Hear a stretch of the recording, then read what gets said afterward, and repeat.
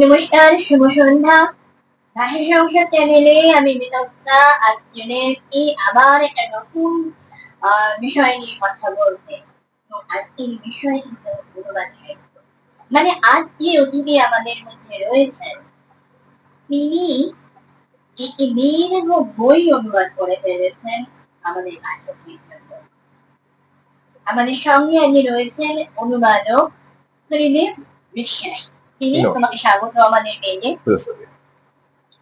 প্রথমে আমি প্রশ্নটা করি, তুমি তোমার ছোটবেলার গল্প একটু বলো। মানে তোমার কোথায় জন্ম, পড়াশোনা কোথায়? জন্ম কলকাতায়, পড়াশোনা সাউথ পয়েন্ট হাই স্কুলে, তারপর ক্যালকাটা ইউনিভার্সিটি, তারপর দিল্লির জওহরলাল নেহরু বিশ্ববিদ্যালয়। ইতিহাস। প্রথমে গ্রাজুয়েশন করেছিলাম ফিজিক্সে, তারপর পোস্ট গ্রাজুয়েশন ইতিহাসে, প্রাচীন ইতিহাসে, তারপর মা সরস্বতীর সাথে অফিসিয়ালি ছাড়া ছেড়েছি। মজার ব্যাপার, মানে একদম বিজ্ঞানের জগৎ থেকে প্রাচীন ইতিহাস। প্রাচীন ইতিহাস যারা পড়াশোনা করেছেন তারা জানেন যে ওখানে প্রত্নতত্ত্ব বলে একটি বিষয় রয়েছে, সেখানেও কিন্তু এই বিজ্ঞানের একটা বড় ভূমিকা রয়েছে। বিজ্ঞান,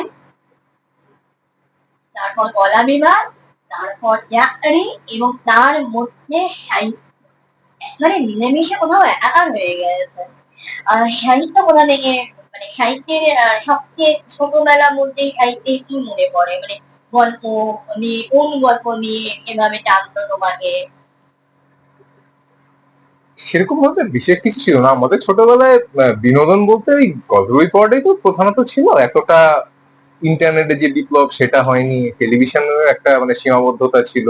ফলে আমাদের ছোটবেলায় মূলত গল্পের বই পড়াটাই বিনোদনের একটা প্রধান অঙ্গ ছিল। সেই থেকে সাহিত্যের প্রতি আমাদের যেটুকু ভালোবাসা গড়ে ওঠে আর কি। কোনো বিশেষ বই, মানে আমি এই কারণে তোমার জানতে চাইছি যে তুমি অনুবাদ করলে আর্থার কোনান ডয়েল। পাঠকদের বলি, যিনি অনুবাদ করেছেন আর্থার কোনান ডয়েলের ঐতিহাসিক কাহিনী বা সংকলন। কোনো বিশেষ বই, মানে আমি এই কারণে তোমার জানতে চাইছি যে তুমি অনুবাদ করলে আর্থার কোনান ডয়েল।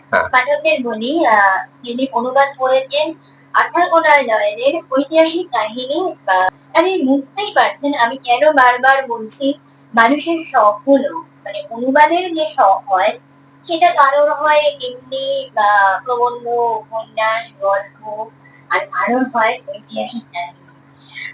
সেইটা ধরার চেষ্টা করছি, মানে যোগসূত্রটা ইতিহাসের প্রতি ভালোবাসা থেকে নিশ্চয়ই ইতিহাস। কিছুটা তাই, কারণ আমরা ছোটবেলায় শুরু করি গল্প উপন্যাস থেকে। সাধারণত পড়ার বইয়ের বাইরে যা হয় গল্প উপন্যাস করি। তারপরে কি হয়, একটা পর্বে এসে আমাদের একটা অনুভূতি হয়, একটা আমার অন্তত হয়েছিল যে সাহিত্য হাজার হলো মূলত মন গড়া গল্প। মন গড়া নানা জনরার যে গল্পগুলো থাকে, ভূতের গল্প ইত্যাদি, ইতিহাসের গল্প, অ্যাডভেঞ্চার, থ্রিলার, ইতিহাসের কথা বাদ দিয়ে বলছি আমি, যে অন্যান্য ধরনের গল্পগুলো মূলত মন গড়া গল্প। কিন্তু ইতিহাসটা কি, মানে ঘটে গেছে এমন একটা ঘটনা যেটা ঘটে গেছে, এটার মধ্যে মন গড়া ব্যাপারটা আষাঢ়ে গল্প নয়, এটা সত্যি ঘটে গেছে।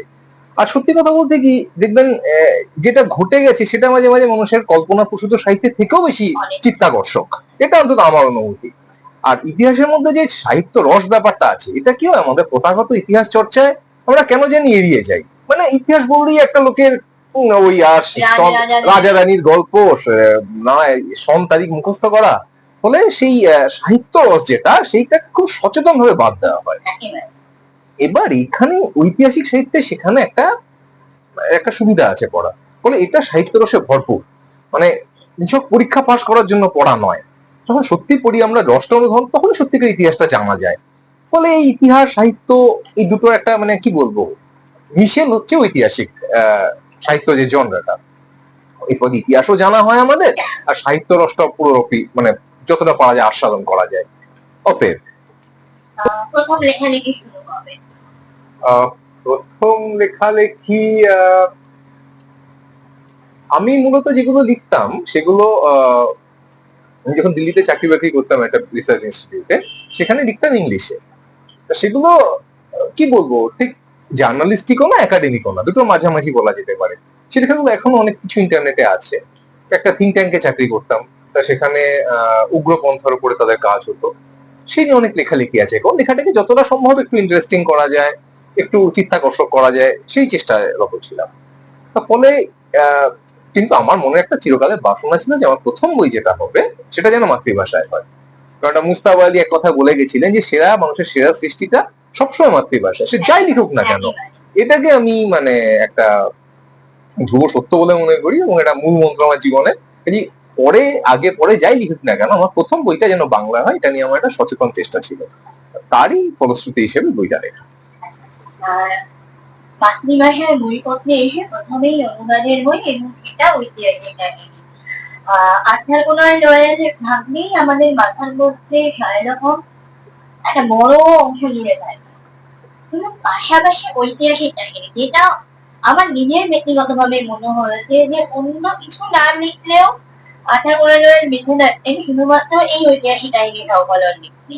ইতিহাসের ছাত্র বলেই এই ভালোবাসা থেকে অনুবাদ কিছুটা আংশিক ভাবে, কারণ আমরা আর্থার কোনান ডয়েলকে জানি, স্যার আর্থার কোনান ডয়েল মূলত শার্লক হোমসের জন্য বিখ্যাত।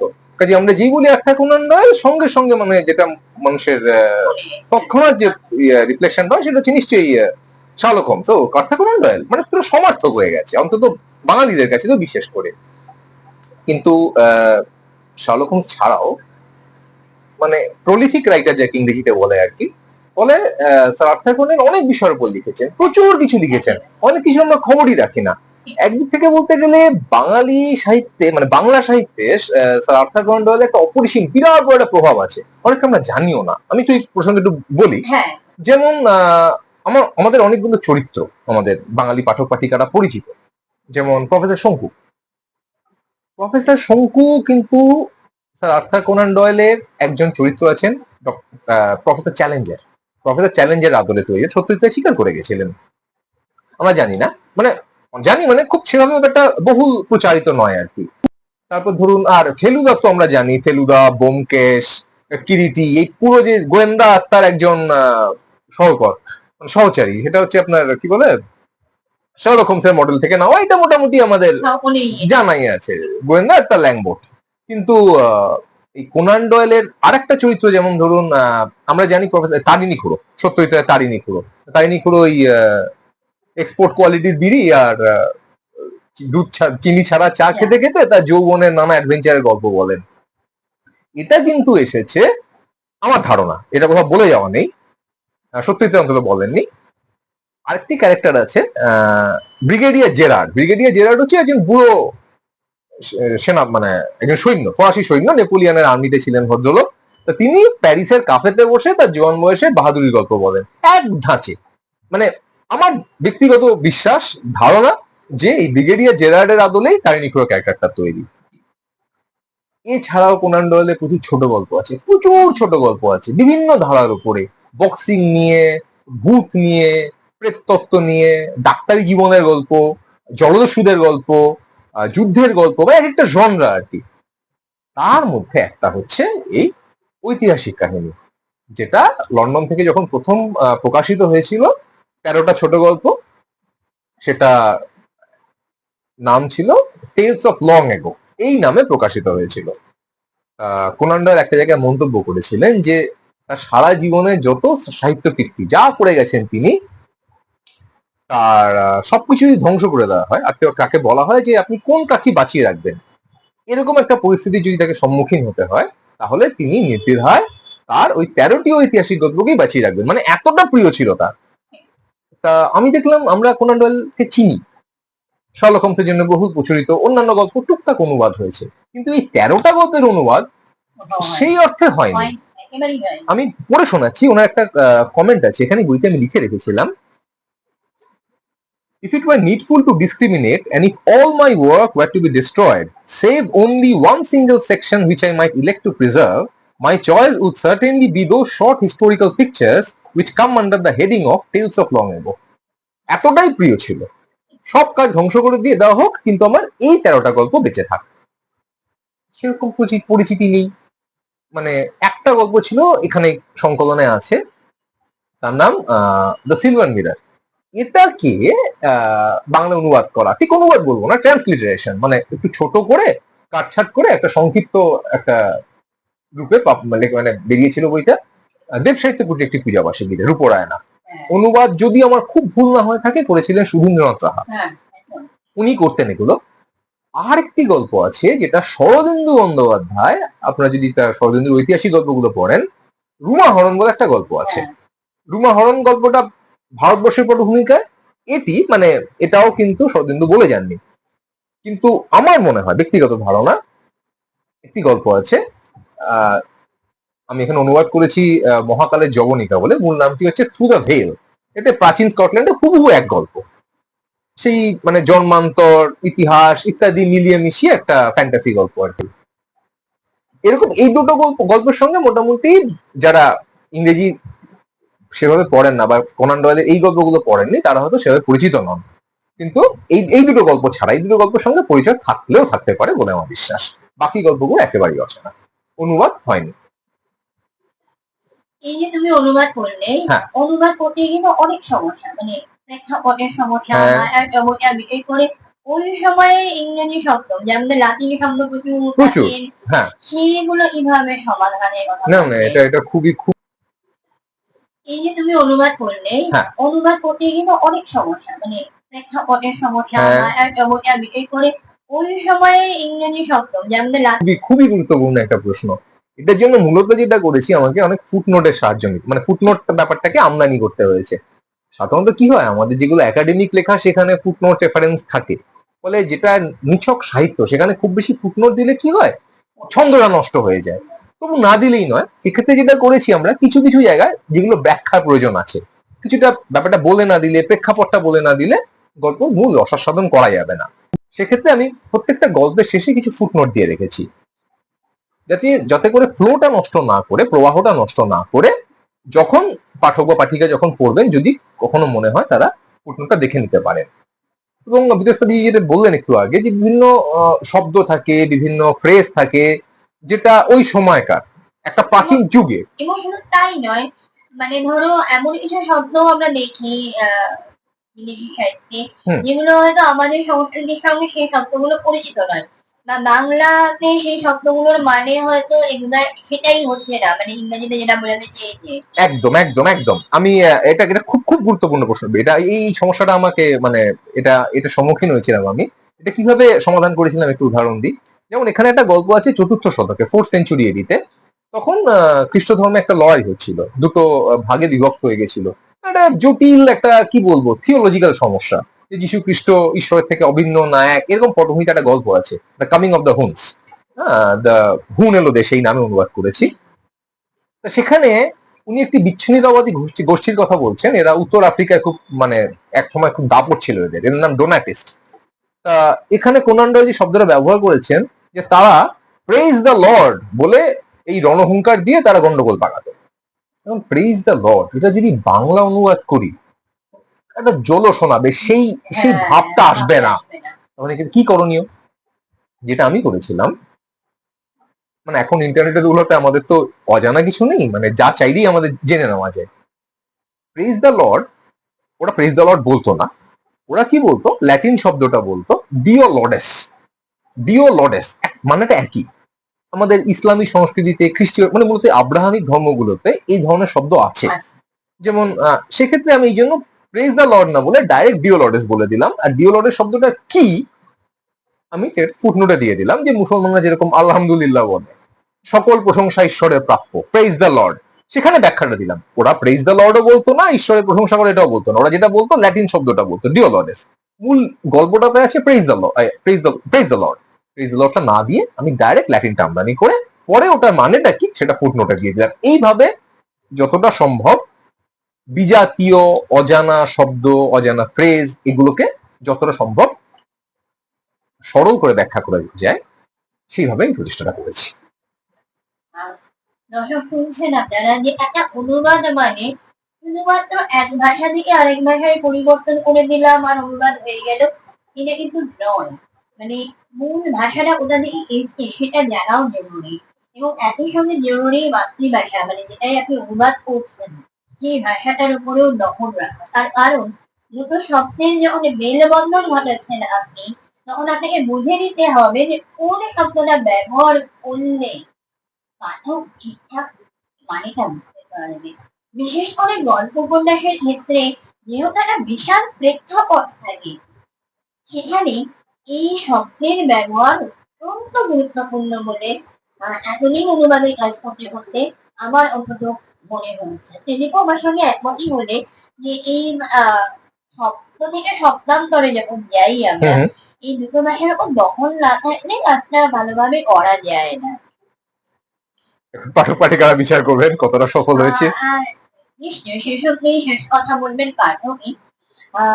অনুবাদ নিয়ে কথা বলছি, অনুবাদের পাশাপাশি আর কি ভাবনা লেখা নিয়ে, মানে নতুন কি লিখছো বা কিছু ভাবনা? হ্যাঁ, করছি, তবে সেটা আগে পরিপূর্ণ রূপ পাক। একটা কাজ করছি, সেটা আর অনুবাদ নয়, সেটা মৌলিক লেখা। বেশ। যারা নতুন ধরো অনুবাদ করতে আসে, আমি ধরে নিলাম এটাই তোমার প্রথম অনুবাদ, যারা প্রথম অনুবাদ করতে আসে, তুমি যে সমস্যাগুলোর মধ্যে দিয়ে অনুবাদ করলে, যারা নতুন অনুবাদক, তাদের কাছে কি তুমি কোনো বার্তা দেবে যে অনুবাদটা এইভাবে করলে নাকি নিজের মতো করেই এটা ভেবে নিতে হয়? না, আমার একটা সচেতন প্রচেষ্টা ছিল যতটা সম্ভব বাঙালিয়ানাটার সঙ্গে যেন কোন রকম আপোষ না হয় আর কি।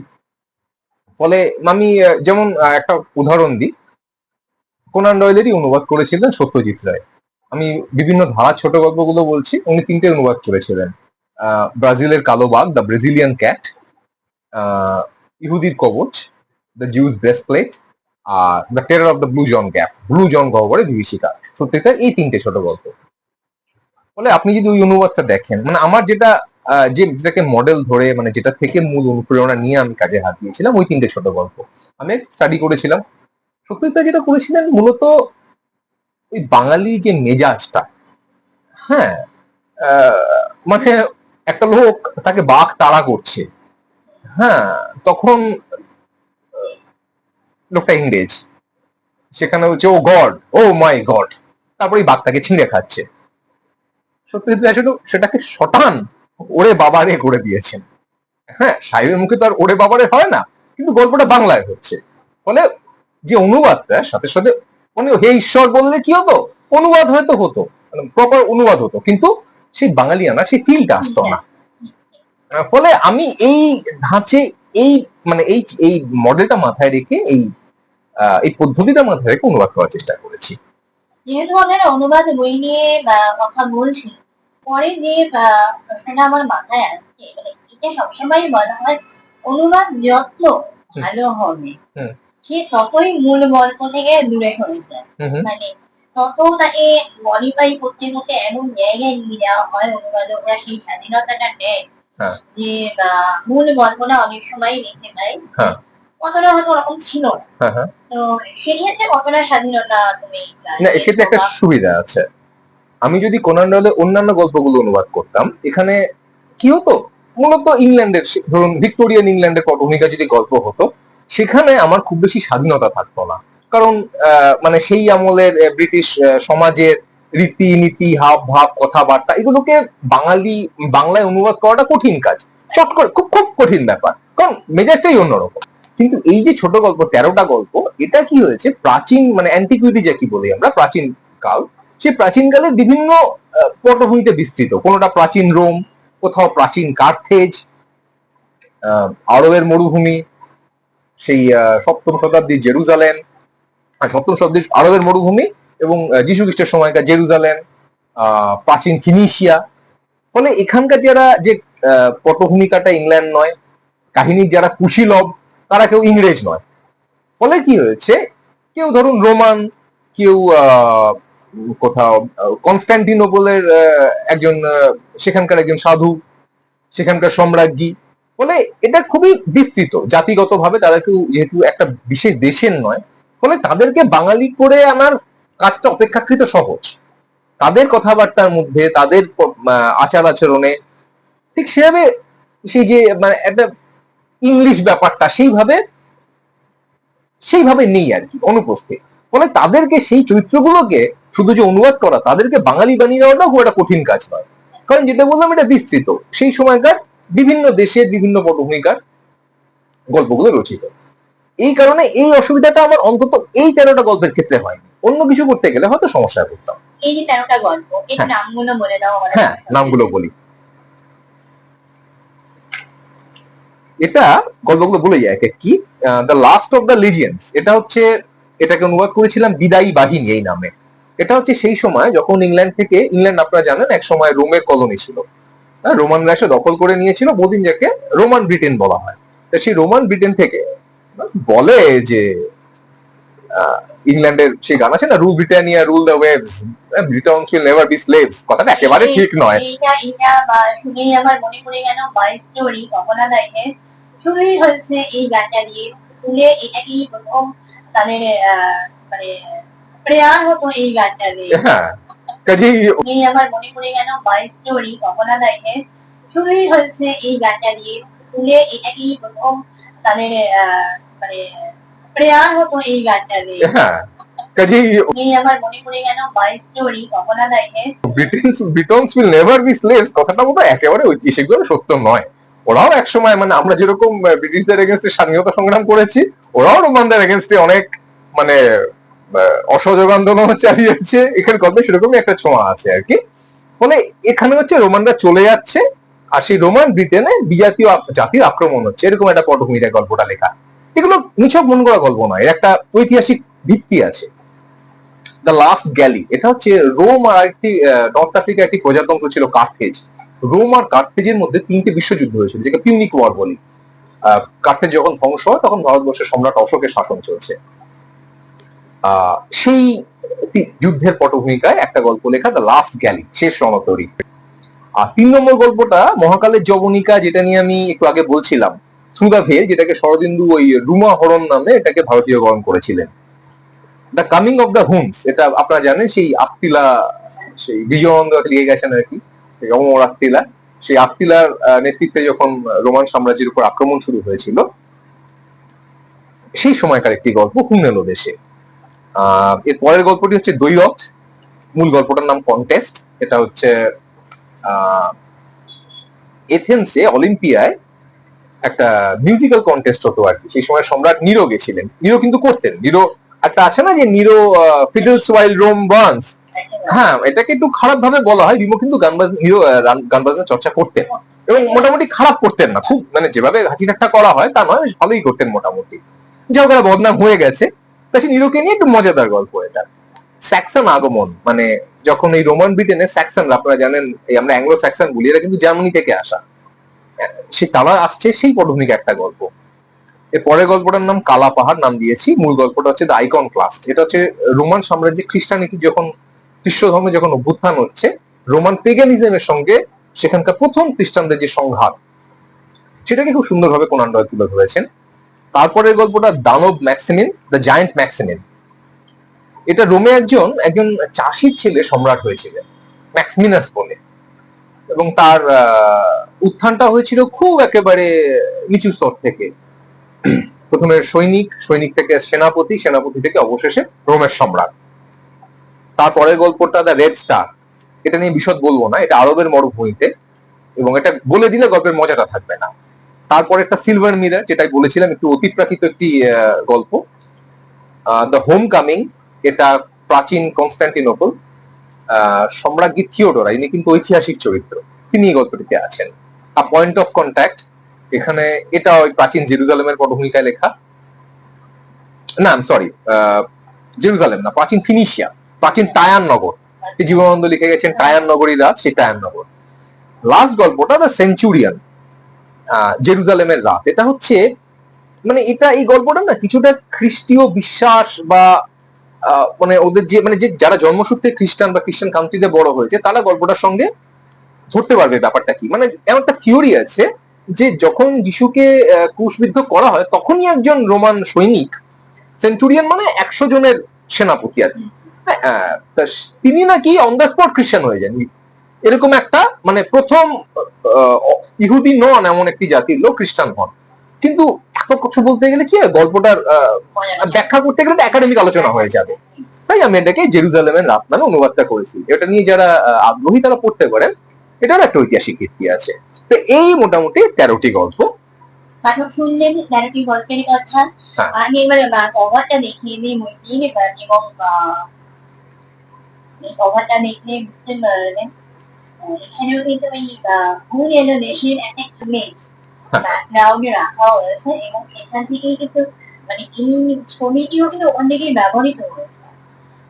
সেটা যেটি আমাদেরকে দিয়েছিলেন মনে করি সেই সময় দেওয়া হচ্ছে।